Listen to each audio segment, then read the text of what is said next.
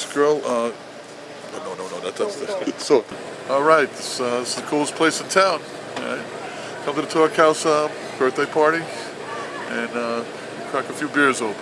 All right, how you doing? My name is Phil Vega, aka Wally, if they call me, like Larry calls me anyway.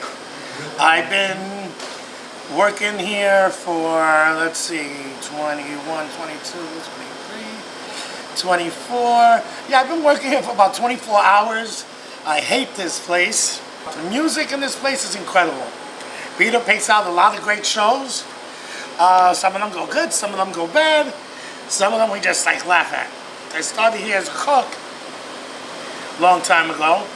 And from cook I went to bartending, and Larry was the first one to show me how to make a drink. Even if I got really drunk that day, he was the first one to teach me how to make a margarita. It was the worst margarita I ever had. What do you want me to tell you? Talkhouse is a really great place for someone like me to work. You get to see awesome bands and have a cool summer job. And it's like a family. I've been working as a bartender maybe 60, 65 years.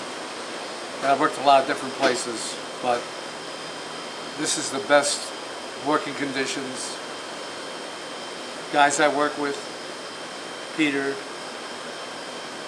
everything has been great since I've been here. There's a song by Aretha Franklin where she says, when my heart was in the lost and found, you came along to claim it. Well, when I didn't have a job and I was sort of ready to retire, Peter came along to claim it. So here I am. Alright, so this is for the real world, my audition tape. I got most of my eggs in this basket because ever since I was 18, I started working at the Stephen Talkhouse. Straight out of high school, my first summer job, never quit, never ended. I went and applied for a job from Peter when I was 18, and he sent me away and said, I don't need anyone 18 working at the bar. And about 2 months later, he said he had a good feeling about me, and he had a visceral feeling, and he sent Jimmy Lawler to come pick me up at the high school. And Jimmy Lawler in his big van shows up wearing a Talkhouse shirt, like, hey kid, get in the car. Peter needs to see you. It was my first introduction to Talkhouse and the family atmosphere. It almost was like a mob boss picking up somebody. So my first night here, I was 25 years old. Peter puts me in charge of Kevin Finnegan, or he puts me as Kevin Finnegan's bar back. He tells me I'm holding ice right there. First night I walk in, Kevin goes, you're my bar back? And I was like, yeah.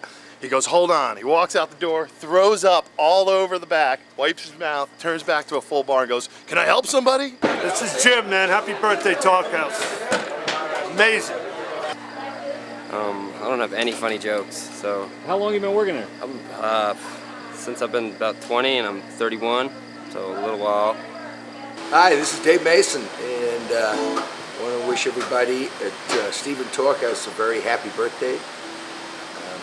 Been here a number of times, and I'm sure there'll be a number more times before it's all over.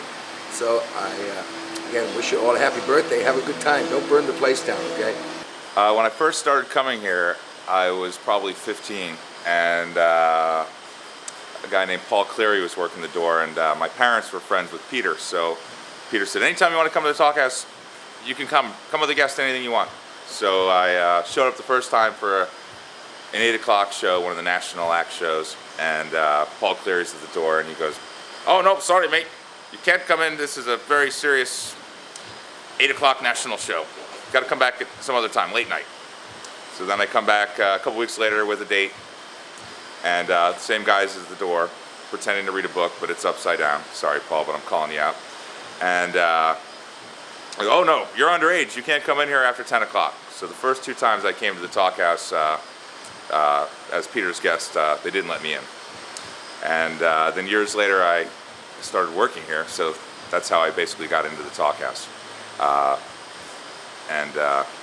I'm just thinking of all the things I could have done the last 15, 20 years if I hadn't been working here. So, thanks. Somebody's birthday, perhaps the Talkhouse. Well, it might be Stephen Talkhouse's birthday, but I don't think so. So, happy birthday to Peter. Boy, we've been through the wars together, and I'm still glad to be sitting right here because nowhere else I'd rather be. I love you, baby.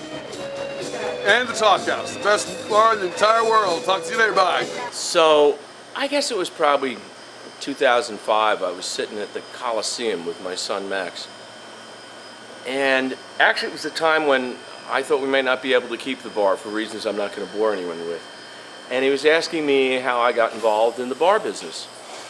And that's another long story that I won't go into now, but what I did tell him is I looked down on the floor of the Coliseum. There's probably 55,000 people who fit in the Coliseum. And it's a very, very small space, but for 400 years, men killed men for the sport of men and women, or animals killed men, continuously. And it occurred to me, and I don't know if this is accurate, but I'm rarely wrong, that more people died on that floor than any other place ever in the history of places. Auschwitz or any individual battlefield was a day or a few years. But for 400 years, the Coliseum was active as a killing field. And I said, when you go back to the Talkhouse, you look at that little dance floor, or the floor where people sit and watch shows, and that's probably one of the most concentrated places on the planet where people have a good time. So the bar business is a business that has kept me young and made me old. But what better way to make a living than to make people happy? And probably the proudest thing is that in the 24 years I've been here, no one's ever quit.